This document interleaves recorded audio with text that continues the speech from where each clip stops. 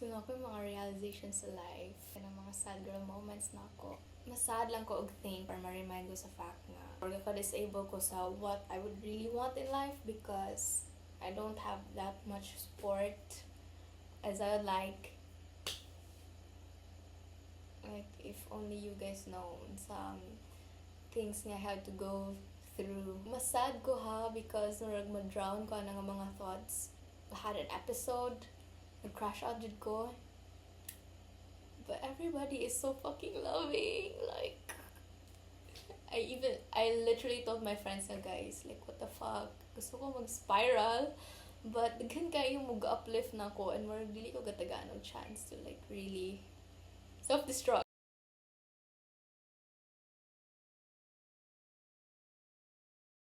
So, what the fuck? I don't know.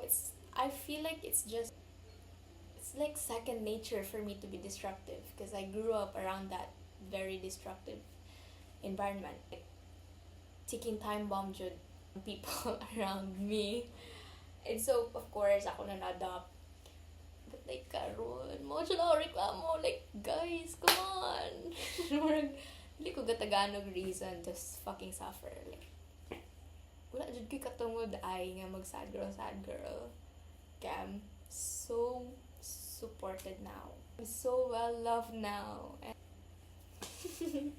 like, murag sunod-sunod jud to. Like, murag every other day na something unfortunate na happen. And I feel like, oh my God, kaya na pod.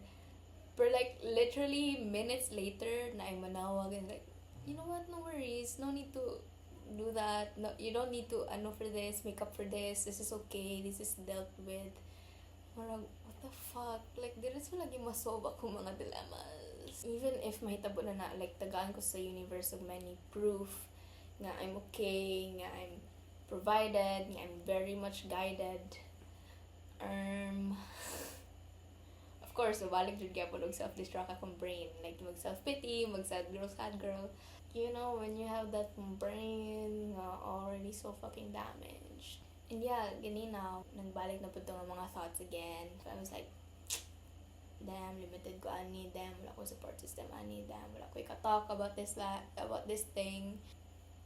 Then I realized, like, ano siguro man ko, like, do sa opposite of counting my blessings. To tell you honestly, drown ko with my thoughts.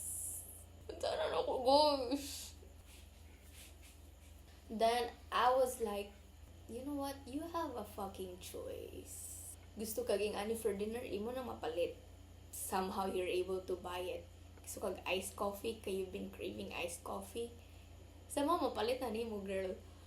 Gusto kag sweet treat, gusto ka og sun, gusto ka nga mag-rain for once, gusto ka mag-go for a walk, gusto ka mag-workout because you miss sweating, gusto ka matulog lang, kabuhat na nimo, you have a fucking choice. Kaka-over lang jud ako mga sad girl stuff. Nga I'm failing to recognize I can do so much now. And actually, I'm so super fucking blessed. I think naanad lang jud ko. And I was still in survival mode.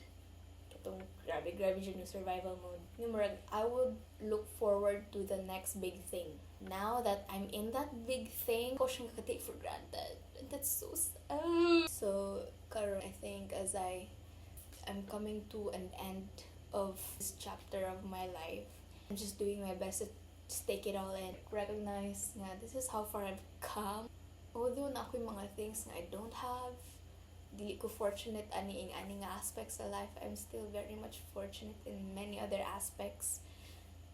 Because some people also don't have. So, murag,